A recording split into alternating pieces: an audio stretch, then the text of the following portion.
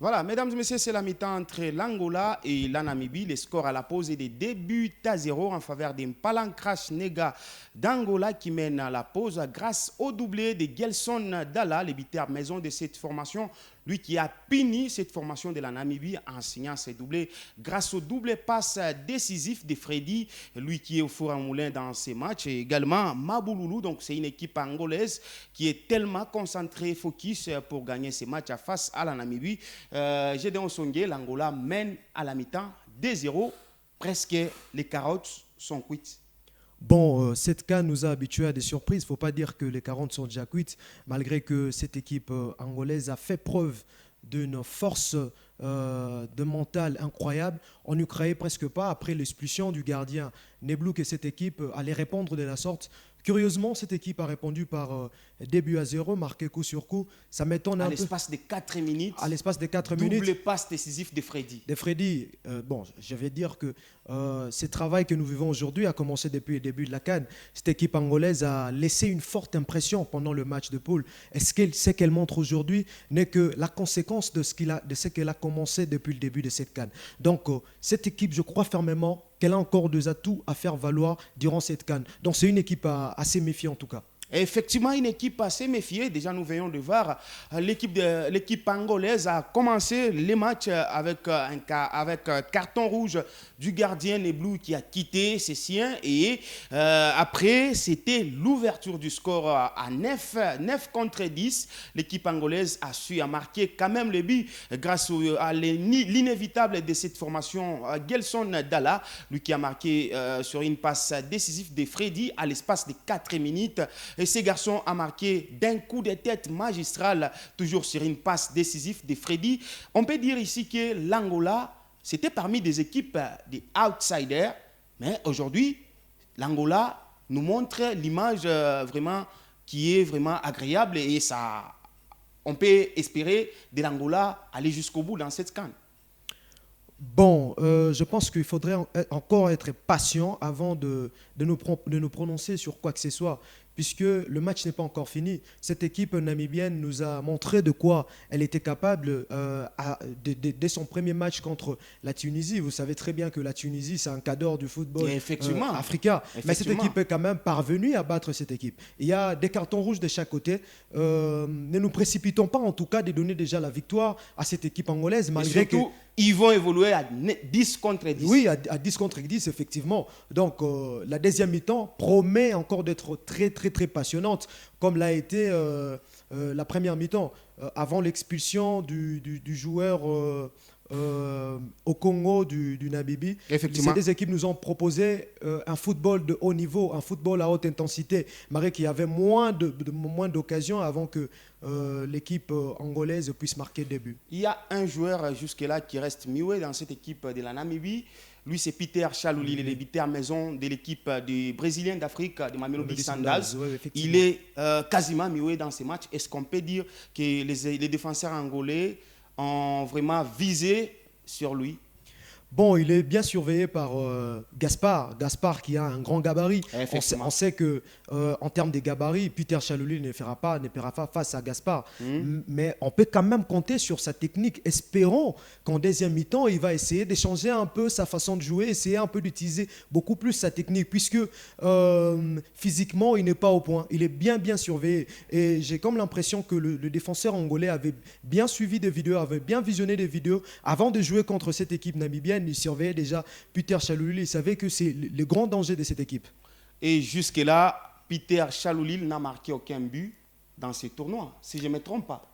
Effectivement, vous ne vous trompez pas, mais ça traduit en fait ces manques d'efficacité de cette attaque namibienne devant le but. Il faut le rappeler, malgré qu'ils sont en huitième de finale de cette CAN à 24 équipes, qu'ils ont été un peu favorisés par le format de cette nouvelle édition des CAN.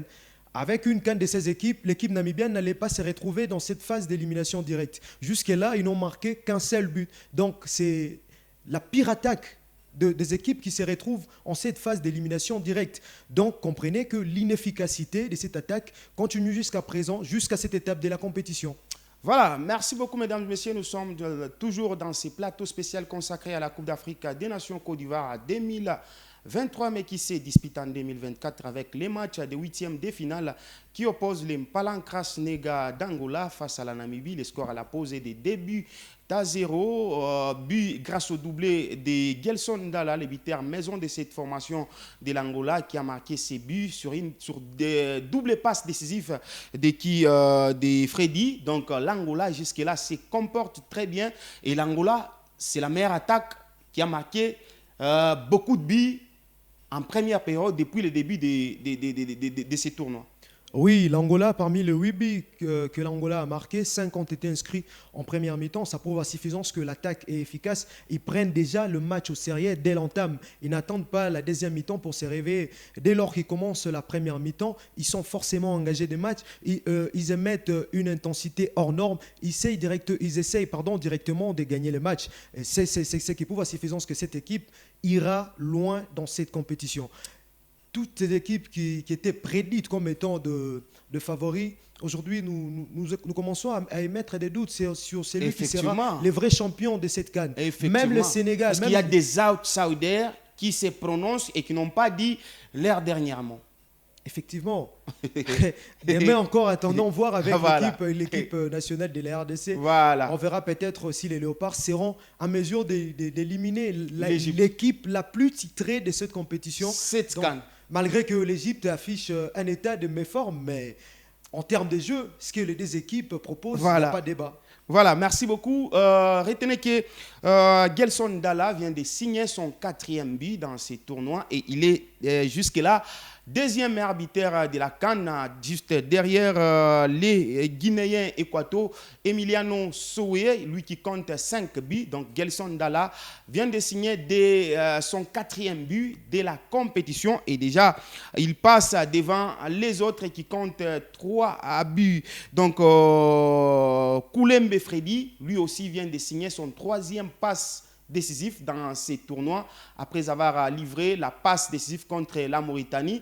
La Mauritanie était battue par cette formation de l'Angola et là c'est maintenant la Namibie victime de cette sélection angolaise en première période par les scores de 2 buts à 0. Nous allons juste voler quelque chose comme vous avez soulevé les cas des Léopards, c'est déjà demain, mesdames et messieurs, la RDC va jouer le match face au Pharaon d'Égypte. Donc, ça sera le match pour les comptes des 8e de finale. Ça va se jouer sous le coup des 22h juste, heure de Lubumbashi.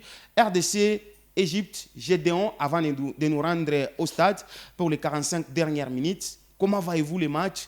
RDC, après avoir joué 3 matchs dans l'étape des phases des poules, 0 victoire, 0 défaite, 3 matchs nuls. L'Égypte également, 0 victoire, 0 défaite, 3 matchs nuls. Donc ce sont les 2 équipes qui n'ont pas gagné dans l'étape des phases des poules qui vont s'affronter. Comment voyez-vous les chances des Léopards de la République démocratique du Congo? Déjà ici, il faut signaler que dans cette CAN nous enseigne qu'il ne faut pas se reposer sur l'histoire. Si nous reposons sur l'histoire, automatiquement sur papier, nous dirons que la sélection égyptienne va battre la RDC. Mais en termes de jeu proposés depuis le début de cette CAN, un analyste comme moi, je dirais, sans beaucoup réfléchir, que la RDC est bien partie pour gagner ces matchs, malgré que la RDC n'a enregistré aucune victoire en match de poule. Mais c'est que cette équipe a montré est extraordinaire. Personne n'attendait voir la RDC à ces niveaux. Ni était le manque d'efficacité, mais je vous dis que cette équipe devenait déjà redoutable. Et elle l'est jusqu'à présent. La maladresse des attaquants. Oui, la maladresse des attaquants. Mais je sais que ça se justifie du fait que ces attaquants, pour la plupart, jouent ensemble pour la première fois une compétition internationale. Donc une génération qui se retrouve pour la toute première fois. Donc il faut essayer d'être un peu pas trop rigoureux dans le jugement. Donc il faut laisser les temps au temps. Je pense que ces attaquants vont retrouver les automatismes. Oui, et déjà, pour le compte des Léopards, il n'y a que 4 joueurs expérimentés qui ont déjà goûté à la CAN. Cédric Bakamboulou qui a joué en 2017-2019. Il est à sa 3e CAN. Il y a Maswaku qui est à sa 2e CAN. Meshak Elia, 2e CAN. Il y a Chancel Mbemba, 5e CAN. Donc les autres ici, ils sont à leur première participation en Coupe d'Afrique des Nations. Donc c'est parmi les équipes nationales rajeunies comme les autres, les Sénégal, le Cameroun, la Côte d'Ivoire. Donc aujourd'hui, on peut dire qu'avec cette nouvelle génération, la RDC peut espérer revivre l'histoire de 2015 où là, on avait terminé troisième du côté de la Guinée.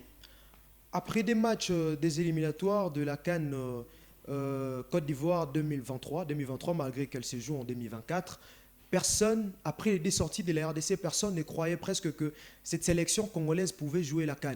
Mais avec l'arrivée de Desabre, de manière miraculeuse, cette équipe s'est quand même retrouvée à la CAN qui se joue à la Côte d'Ivoire. Et c'est un bonus. C'est un bonus selon le coach lui-même parce que lui, il est venu avec les ambitions du coach. En fait, ce n'était pas la CAN, c'était Mondial 2026. Si nous sommes qualifiés, c'est un bonus. Oui, et puis en arrivant dans cette CAN, l'entraîneur l'avait bien souligné. Ah oui. Pour lui, l'objectif est déjà atteint. Pourquoi? Parce que la RDC se retrouve déjà en phase d'élimination directe. Mais ce que l'équipe a affiché nous laisse entrevoir que cette équipe a des atouts, a des armes nécessaires pour aller, pourquoi pas, gagner ces trophées. Donc tout doit déjà commencer demain en éliminant l'Égypte. Et si l'équipe joue de la même manière qu'elle a joué pendant les précédentes rencontres, effectivement, j'espère que cette équipe est capable de battre l'Égypte sans même passer par des prolongations de tirs au but. Voilà, l'Égypte va jouer ces matchs sans Mohamed Salah. L'Égypte va jouer ces matchs sans Omar. Donc il y a 3 joueurs qui seront absents face à la République démocratique du Congo. En ce qui concerne notre pays, tous les joueurs sont disponibles pour ces matchs. Chancel Mbemba Mangoulou, donc tous les joueurs sont là pour affronter l'Égypte. Et la dernière confrontation entre la République démocratique du Congo et l'Égypte remonte en 2019 à la Coupe d'Afrique des Nations que l'Égypte avait organisée 2-0 en faveur de l'Égypte. Donc cette fois-là, ça sera avec cette nouvelle génération de Sébastien Desabre et ça s'affiche déjà, c'est déjà visible. La RDC a remporté tous les 3 trophées de l'homme du match. Contre la Zambie, c'était Yohan Wissa. Contre l'équipe de la Tanzanie, c'était contre le Maroc, c'était Silas. Et contre la Tanzanie, c'était Gaël Kakuta. Ce qui prouve que la RDC a l'impact dans le jeu. Effectivement, la RDC a l'impact dans le jeu. Mesdames et messieurs, nous allons nous rendre au stade pour les 45 dernières minutes de ce match qui oppose l'Impalan-Kras Nega d'Angola face à la Namibie. Les scores à la pause et de début 8-0 en faveur de l'Angola grâce au doublé de Gelson Dalla. Buteur maison de cette sélection qui compte désormais 4 buts sur double passe décisif de Freddy qui a donné et aussi qui a signé son 3e passe décisif dans ces tournois. Gédéon, avant de nous rendre au stade, les chances pour l'Angola?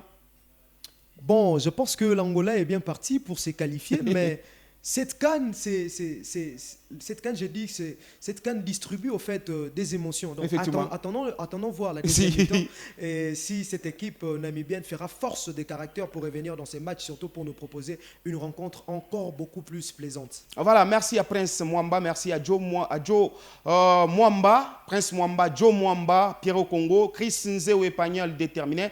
Nous allons nous rendre au stade pour les 45 dernières minutes de ces matchs de 8e de finale Angola-Namibie.